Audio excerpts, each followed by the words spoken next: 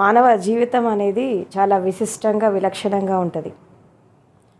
ఇతర జీవరాశుల జీవితంతో మనం కంపేర్ చేస్తే మనిషి జీవితం అనేది స్పెషల్గా డిఫరెంట్గా డిజైన్ చేయబడింది. సమస్త సృష్టిలో ప్రతి మనిషిలో కూడా 3 క్వాలిటీస్ ఉంటాయి. ఇదే క్వాలిటీస్ యూనివర్స్లో కూడా ఉన్నాయి. దాన్ని ఏమంటారు? సృష్టి, స్థితి, లయ. దీన్ని బ్రహ్మతత్వం, విష్ణుతత్వం, శివతత్వం అంటారు. ఇది ప్రతి అణువున ఎస్పెషల్లీ ప్రతి జీవరాశిలో ఇది జరుగుతూ ఉంటుంది. అయితే ప్రతి జీవరాశిలో ఇది జరుగుతుంది, కానీ చాలా లోయర్ లెవెల్స్లో జరుగుతుంది. ఒక మనిషికి ఒక జంతువుకి ఉన్నటువంటి తేడా ఏంటంటే, మనిషిలో ఈ యొక్క చైతన్య వికాసం అనేది దాదాపు ఒక 40% జరుగుతుంది. చైతన్య వికాసం ఇతర జీవరాశులలో ఓన్లీ 15-20% మాత్రమే ఉంటుంది. ఇప్పుడు రాయిలో కూడా జీవం ఉంటుంది. మీరు అందుకే గమనించండి, కొన్ని రాళ్ళు పెరుగుతాయి, చిన్న చిన్న రాళ్ళు గుట్టల్లాగా ఎదుగుతాయి. దాంట్లో కూడా గ్రోత్ ఉంటుంది, కానీ మనకు కనబడదు. మన ఈ కంటికి కనబడదు. కంటికి కనబడకుండా అభివృద్ధి జరుగుతూ ఉంటుంది. ఈ రాళ్లల్లో, కొండల్లో, గుట్టల్లో కొన్నిట్లో జరుగుతూ ఉంటుంది. దాంట్లో ఎట్లా ఉంటుంది? 0 లెవెల్లో ఉంటుంది కాన్షియస్నెస్. సో ఈ కదిలేటటువంటి జీవులు, కొన్ని చెట్లు ఉంటాయి. మన ఆఫ్రికా లాంటి కంట్రీస్లో అండ్ అమెరికా లాంటి కంట్రీస్లలో కొన్ని అటవీ ప్రాంతాల్లో, అమెజాన్ ఫారెస్ట్ ఏరియాలో కదిలేటటువంటి చెట్లు కూడా ఉంటాయి. అవి ఎలా ఉంటాయంటే, ఒక వారం రోజులకు ఒకసారి, 10 రోజులకు ఒకసారి ఆ చెట్టు ఆ ప్లేస్ మార్చుకుంటుంది వేళ్లతో సహా. దాని కదలికని గుర్తుపట్టడం కష్టం, మన దృష్టికి అందదు, కానీ ప్లేస్ చేంజ్ అవుతుంది. అంటే నడిచే చెట్లు కూడా ఉన్నాయి. తర్వాత మనుషులలో ఎలాగైతే ఈ వెజ్, నాన్ వెజ్ తినేటటువంటి వ్యక్తులు ఎలా ఉంటారో, ఈవెన్ చెట్లల్లో కూడా పురుగులని వాటిని తినే చెట్లు కూడా ఉన్నాయి. పురుగులని, కప్పలని, చిన్న చిన్న జీవరాశులు తినే చెట్లు ఉన్నాయి. దాన్ని ఏమంటారు? నెపెంథస్ అంటారు. దాన్ని బొటానికల్ నేమ్ నెపెంథస్ అంటారు దాన్ని. అది ఎట్లా ఉంటుంది? ఒక కప్ షేప్లో ఉంటుంది. దానికి పైన ఏముంటుందంటే ఒక తేనె లాంటి పదార్థం ఉంటుంది. ఈ చిన్న చిన్న పురుగులు, ఈ బల్లులు, ఈ కప్పలు ఏం చేస్తాయంటే దానికి అట్రాక్ట్ అవుతాయి. ఆ స్వీట్నెస్ కోసం వెళ్తాయి. ఆ స్వీట్నెస్ కోసం కొంచెం లోపలికి వెళ్ళగానే ఆ మూత సంచిలాగా ఉంటుంది, పైన ఇట్లా మూత ఉంటుంది దానికి. ఆ కప్ప లోపల పోగానే అది క్లోజ్ అయిపోతుంది, ఆ లిడ్ క్లోజ్ అయిపోతుంది, అది చచ్చిపోతుంది లోపల. తర్వాత యూట్రిక్యులేరియా అని ఇంకొక ప్లాంట్ ఉంటుంది, దాన్ని సన్డ్యూ ప్లాంట్ అంటారు. దానికి కూడా అలాగే ఉంటాయి. మీరు అప్పుడప్పుడు యూట్యూబ్లో చూసి తెలుస్తుంది మనకి. దానికి కూడా అలాగే ఉంటాయి. అది ఇట్లా విప్పుకుంటుంది, ముడుచుకుంటుంది. ఆ పురుగు లోపల రాగానే క్లోజ్ అయిపోతుంది, చచ్చిపోతుంది, లోపల చచ్చిపోతుంది. అదేవిధంగా కొన్ని పూలల్లో కూడా ఈ పురుగులని చంపేసేటటువంటి శక్తి ఉంటుంది. అదేం పువ్వు చెప్పండి? కమలం పువ్వు. కమలం పువ్వు ఎట్లా ఉంటుందంటే, ఈ కమలం పువ్వు చాలా అందంగా ఉంటుంది, దాని తేనె కూడా చాలా మాధుర్యం ఉంటుంది. అయితే ఈ పువ్వులు ఏం చేస్తాయంటే, ఈ తుమ్మెదలు ఏం చేస్తాయంటే ఆ పువ్వులోకి వెళ్ళిపోతాయి. దాని స్వభావం ఏంటి? కమలం పువ్వు విచ్చుకుంటుంది ఉదయం, రాత్రి కాగానే క్లోజ్ అయిపోతుంది. అయితే ఈ తుమ్మెదలు, దాంట్లో వాడిన తుమ్మెద ఏం చేస్తుందంటే ఆ కమలం పువ్వు మాధుర్యాన్ని ఆస్వాదిస్తూ ఎంజాయ్ చేస్తూ ఉంటుంది. దాంట్లో పడి ఎంజాయ్ చేస్తూ అరే ఇది మూసుకుని టైం అయిపోయింది, నేను బయటికి వెళ్ళాలి అని మర్చిపోతుంది. అంత తన్మయత్వంలోకి వెళ్ళిపోతుంది. ఆఖరికి ఆ తుమ్మెద అనేది ఆ పువ్వు రెక్కల మధ్యలో పడి చచ్చిపోతుంది.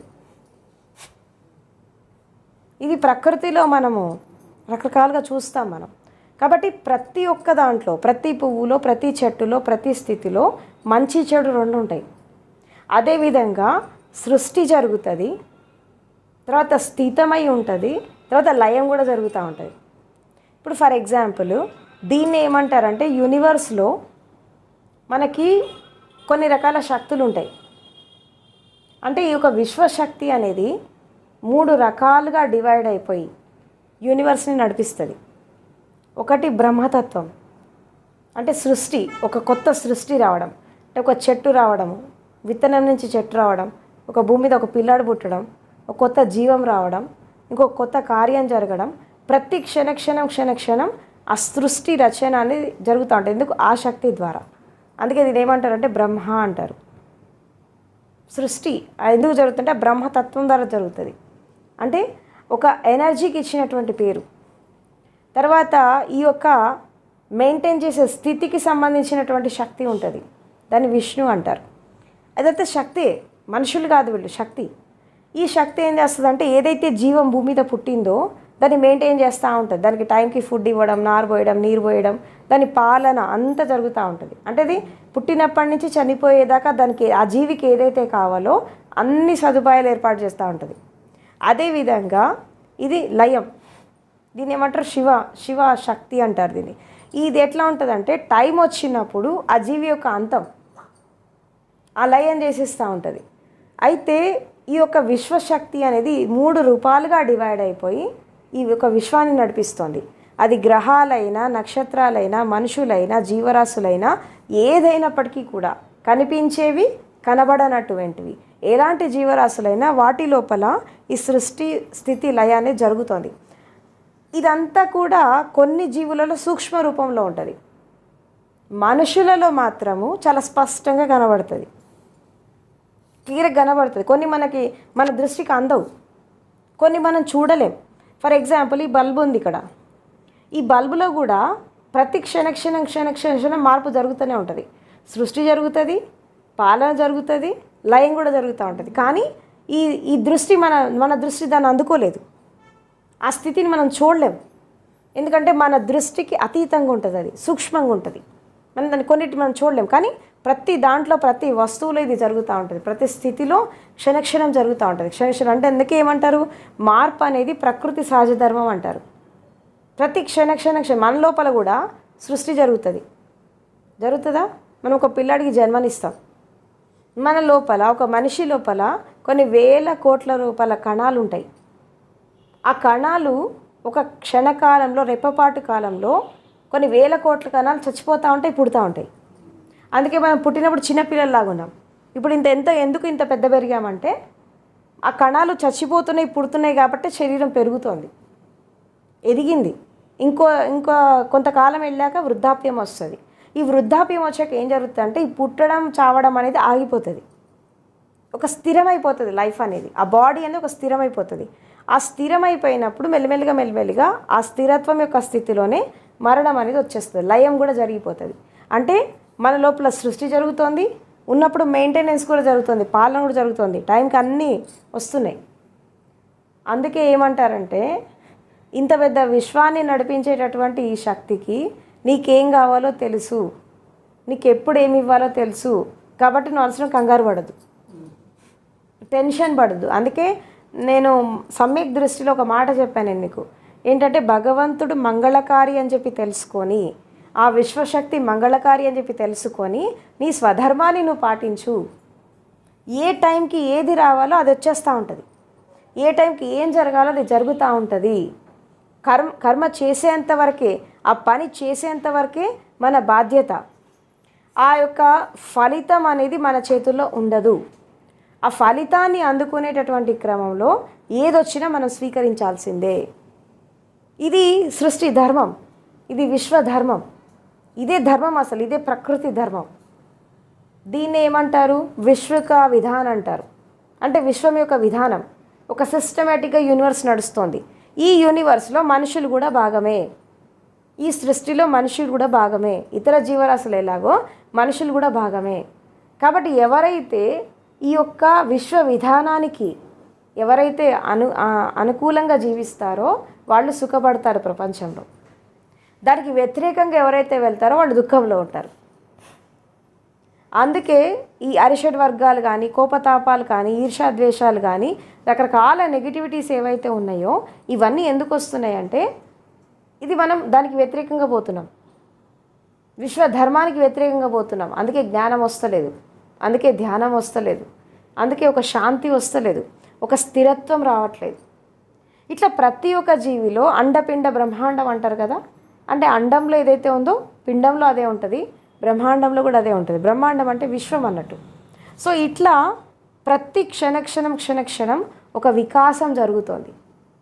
దీన్ని ఏమంటారు? జీవిత వికాసం అంటారు.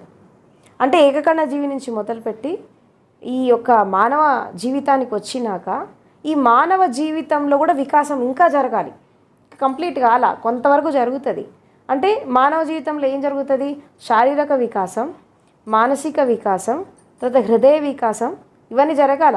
తర్వాత ఈ యొక్క ఆత్మీయ వికాసం, ప్రాణశక్తి యొక్క వికాసం జరగాలి. లాస్ట్కి చైతన్య వికాసం జరగాలి. ఇన్ని రకాల వికాసాలు జరిగితేనే మనిషికి జీవితం అంటే అర్థమవుతుంది. ఇప్పుడు మెజారిటీ మనుషులంతా ఎలా జీవిస్తున్నారు? కేవలము శారీరక మానసిక వికాసంతోనే ఆగిపోతున్నారు. హృదయ వికాసం జరగట్లేదు, తర్వాత ఆత్మీయ వికాసం, ఇంద్రియ వికాసం జరగట్లేదు, బుద్ధి వికాసం జరగట్లేదు, ఆత్మీయ వికాసం, చైతన్య వికాసం ఇంకా దూరం.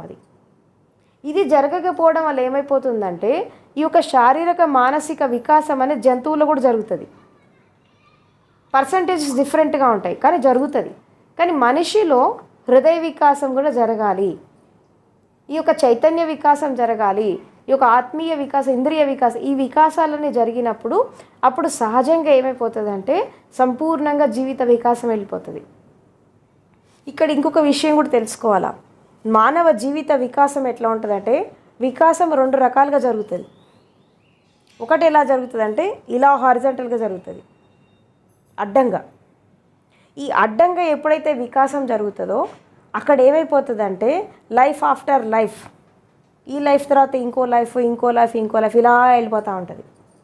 కానీ మనిషి జీవితం ఇలా వెళ్ళకూడదు, ఇట్లా వెళ్ళాలి వర్టికల్గా. అంటే ఆకాశతత్వం వైపు ఇలా ప్రయాణం చేసినప్పుడు ఏమైపోతుందంటే భూమి వరకే పరిమితం అయిపోతారు. అంటే ఇక్కడే పుట్టడం, ఇక్కడే పోవడం, మళ్ళీ ఇక్కడే లైఫ్ స్టార్ట్ కావడం, మళ్ళీ ఇక్కడే వెళ్ళిపోవడం, ఇవన్నీ కూడా చాలా సహజంగా జరుగుతాయి, చాలా సిస్టమేటిక్గా జరుగుతూ ఉంటాయి. కానీ ఈ యొక్క జీవిత వికాసం అనేది వర్టికల్గా జరగాలి.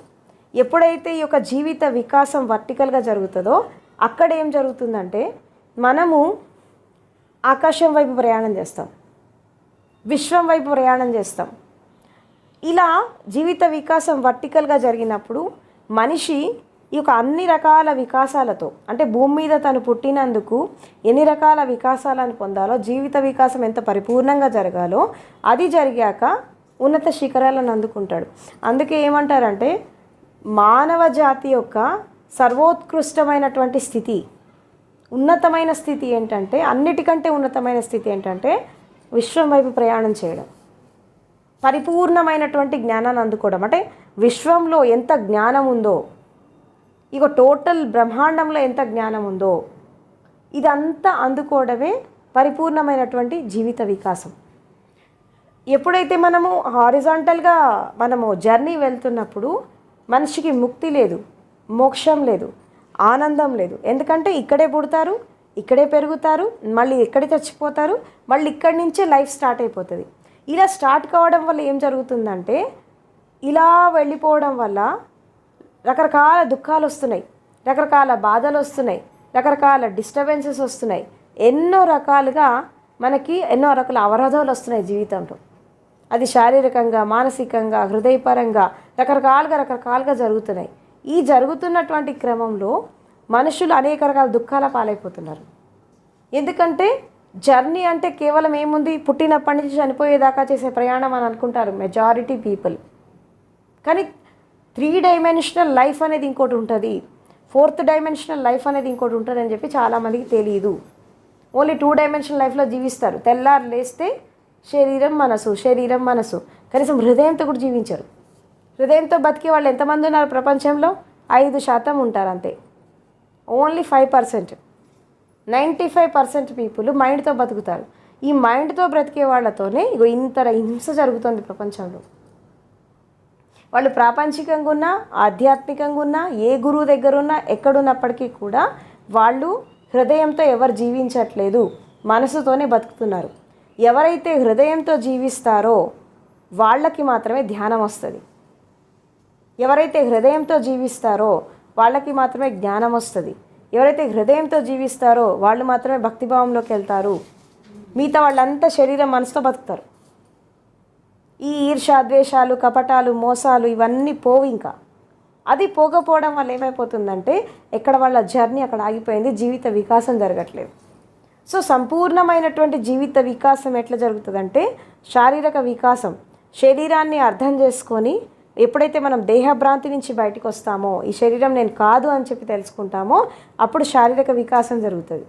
తర్వాత మనసు స్థితిలోకి వచ్చాక మనసు స్వభావం ఏంటి, మనసు ఎంత మాయ చేస్తుంది, ఎంత క్రియేట్ చేస్తుంది, మనిషిని ఎంత దుఃఖంలో పెడుతుందని మానసిక విజ్ఞానం తెలుసుకున్నాక అప్పుడు మన మానసిక వికాసం జరుగుతుంది. దీని తర్వాత బుద్ధి వికాసం జరుగుతుంది.